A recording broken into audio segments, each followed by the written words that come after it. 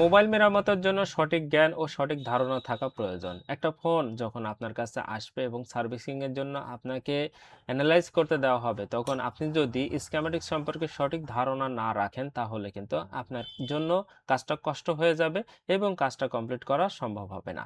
আমি আজকে আপনাদেরকে জানাবো কিভাবে একটি ফোন সঠিকভাবে ফাইন্ড আউট করবেন যে আপনার ফোনটার যে আইসিটা নষ্ট হয়েছে নাকি নিচে প্রিন্ট মিসিং হয়েছে বা লেয়ার মিসিং হয়েছে। তো চলুন ভিডিওটি শুরু করি। আসসালামু আলাইকুম। মোবাইলের 2G সেকশন কাজ করে না, কিন্তু 4G সেকশনে 4G ইন্টারনেট কাজ করছে। সেক্ষেত্রে আপনি কিভাবে ফাইন্ড আউট করবেন? আইসিটা চেঞ্জ করবেন নাকি আইসিটা রেখে আপনি অন্য সেকশন দেখবেন, তা এই ভিডিওর মাধ্যমে জানতে পারবেন। দেখুন, আমি এখন স্কিমেটিক্স থেকে আপনাদের কিছু তথ্য জানানোর চেষ্টা করব। মোবাইলে যে হার্ডওয়্যার সলিউশন আছে সেখান থেকে নেটওয়ার্ক সেকশনের যে ডায়াগ্রাম আছে এই ডায়াগ্রামটা ফাইন্ড আউট করে নেব।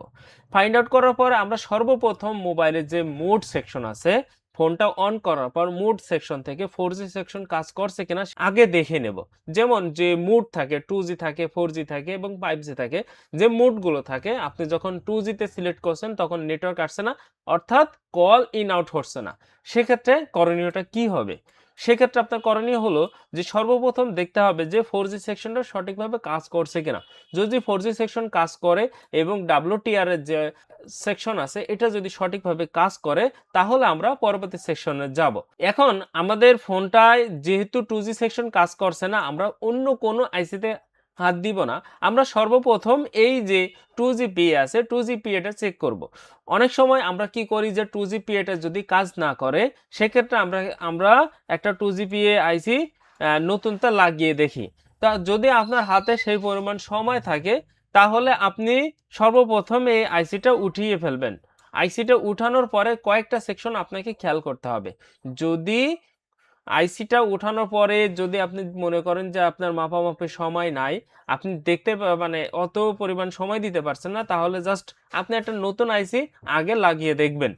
যদি মনে করেন যে আপনি এইভাবে কাজ করবেন না, আপনি ডিপলি এই ফোনটা সম্পর্কে ডিটেলসে আপনি জানার চেষ্টা করছেন এবং কোন জায়গাতে সঠিক সমস্যাটা হয়েছে সেটা এক্সাক্ট বের করতে চাচ্ছেন, তাহলে আমি যে তথ্যটা দিতে চাচ্ছি এই তথ্য ফলো করতে পারেন। তো চলুন আমরা স্কিমেটিক্স থেকে শর্টে একটা তথ্য আপনাদেরকে দেওয়ার চেষ্টা করি। সর্বপ্রথম আমরা কি করব যে এই যে 2GPA যে আইসি আছে এই পিএ আইসিটা আমরা উঠিয়ে ফেলবো। উঠানোর পরে দেখুন, এখানে আমরা যখন হার্ডওয়্যার সলিউশন দেখব, হার্ডওয়্যার সলিউশনে কিন্তু সঠিক তথ্য এখানে থাকে না। এখানে জাস্ট আমরা দেখতে পাচ্ছি কি একটা, দুটা, তিনটা, চারটা, পাঁচটা, মোট ছয়টা লাইন কিন্তু আমরা এখানে দেখতে পাচ্ছি। ছয়টা লাইনের বিপরীতে আমাদের কিন্তু অনেকগুলো লেগ আছে। দেখুন, এখানে কিছু লেগ দেখতে পাচ্ছি, এখানে কিছু আছে, এর ভিতরে কয়েকটা আছে, এই পাশে কয়েকটা আছে। মানে এই অংশগুলো কিন্তু আপনি জানতে পারছেন না। এটার জন্য আপনাকে সর্বপ্রথম ফলো করতে হবে যে বিটম্যাপ অপশন আছে। বিটম্যাপ আপনার খুবই ইম্পর্টেন্ট একটা সাবজেক্ট। বিটম্যাপ যদি আপনি সঠিকভাবে বুঝতে পারেন, তাহলে আপনার কাজটা সহজ এবং ইজি হয়ে যাবে। একটা বিটম্যাপে আমরা কয়েকটা স্টেপ ফলো করতে পারি। সেক্ষেত্রে আমরা যখন আইসিটা উঠিয়ে ফেলবো, উঠানোর পর আমি জাস্ট আপনাদেরকে ধারণা দিচ্ছি এবং সেই অনুযায়ী আপনারা চেষ্টা করবেন, ইনশাল্লাহ আপনাদের কাজটা সফল হবে। দেখুন, এখানে বেশ কিছু লাইন এখানে কিন্তু আমরা দেখতে পাচ্ছি। এর ভিতরে আমরা সর্বপ্রথম কি করব যে এই আইসিটা তুলে ফেলবো। তোলার পরে এই বিটম্যাপ অনুযায়ী দেখুন যে কিছু কিছু সেকশনে আপনার ভ্যালু দেখা যাচ্ছে। এইখানে দেখুন যে আমরা কিন্তু একটা ভ্যালু অলরেডি দেখছি, এখানে একটা ভ্যালু, এখানে একটা ভ্যালু, তারপরে নিচে নাই, এই সাইডে কয়েকটা আছে। এই যে মানে মোটামুটি এইখানে আপনি যদি মনে করেন যে এই ভ্যালুগুলো সঠিকভাবে আপনি পাচ্ছেন, তাহলে কিন্তু পরবর্তী স্টেপে যাবেন। এখন এই ভ্যালুগুলো মাপার জন্য আপনি কোন পদ্ধতি অ্যাপ্লাই করবেন? ডায়োড পদ্ধতি। মাল্টিমিটারের ডায়োড মোডে চেক করতে পারবেন।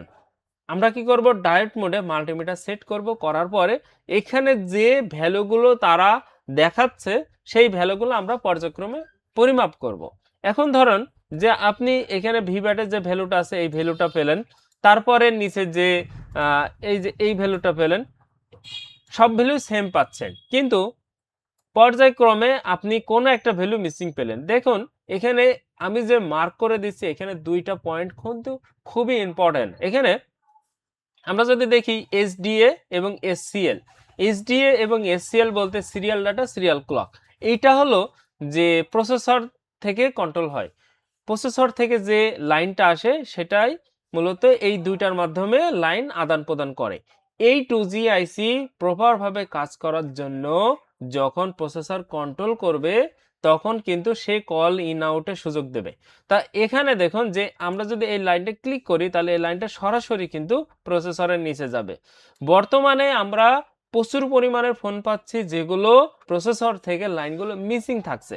তাহলে আপনি সর্বপ্রথম বিটম্যাপটা অন করবেন, অন করার পরে এই ভ্যালুগুলো সঠিকভাবে আছে কিনা, যেই জায়গায় ভ্যালুটা সঠিকভাবে পাবেন সেই ভ্যালুটা ঠিক আছে বা ওই লাইনটা ঠিক আছে, যখন মনে হবে যে একটা ভ্যালু আপনি পাচ্ছেন না সেটা মার্ক করবেন এবং করার পরে এই লাইনটা কোথা থেকে আসছে।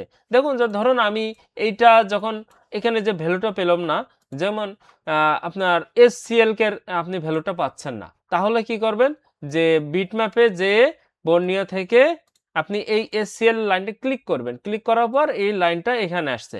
এখন আপনাকে করণীয় কি হবে যে সর্বপ্রথম এই লাইনটা পয়েন্ট আউট করার জন্য আইসিটা উঠিয়ে ফেলতে হবে। আইসিটা যখন উঠিয়ে ফেলবেন, উঠানোর পরে আপনার এখান থেকে একটা জাম্পার করে আপনি এখানে যে নেটওয়ার্ক সেকশন আছে নেটওয়ার্ক সেকশনে জাম্পার করে দিলেই কাজটা হয়ে যাবে। কিন্তু এখানে দুইটা বিষয় আছে। আপনি সর্বপ্রথম চেক করবেন আইসিটা উঠার পরে যে এখান থেকে সিপিইউর নিচ পর্যন্ত দুই জায়গায় বিপ রেঞ্জ পাচ্ছেন কিনা।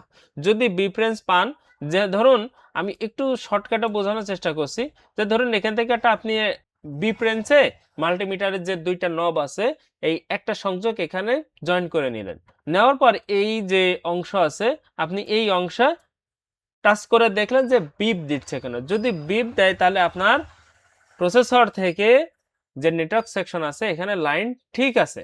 যদি লাইন ঠিক না থাকে তাহলে বিপ দিবে না। তখন কি করতে হবে, আপনার এখান থেকে একটা জাম্পার করা লাগবে এবং সেই জাম্পার অনুযায়ী কিন্তু আপনি কাজটা কমপ্লিট করতে পারবেন। তো চলুন আমরা একটা ছোট্ট কাজ করেছি, আমরা কিভাবে করেছি সেটা আপনাদেরকে দেখানোর চেষ্টা করব। আমরা 2G আইসি ওঠানোর পরে আমরা চেক দিলাম যে আমাদের কোন লাইনটা মিসিং আছে এবং প্রত্যেকটা ভ্যালু সমানভাবে ঠিকঠাক থাকার পরেও আমরা একটি ভ্যালু সঠিকভাবে পাইনি। সেখানে হলো যে এসসিএল এর যে ভ্যালুটা আছে সেই ভ্যালুটা পাইনি, যার কারণে আমরা সঠিকভাবে একটি জাম্পার করে নিয়েছি।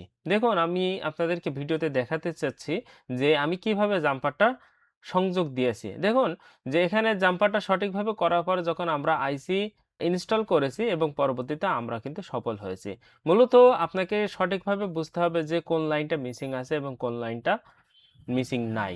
যে লাইনটা মিসিং থাকবে সেখানে আপনি জাম্পার করবেন এবং সঠিকভাবে গাইডলাইন অনুযায়ী যদি আপনি কাজটা করেন আপনার কাজটা সফল হবে। বন্ধুরা আজকের ভিডিওটি এই পর্যন্তই। দেখা হবে পরবর্তী নতুন কোনো ভিডিওতে নতুন কোনো তথ্য নিয়ে। সে পর্যন্ত আমাদের সাথে থাকুন। আসসালামু আলাইকুম ওয়া রাহমাতুল্লাহি ওয়া বারাকাতুহু।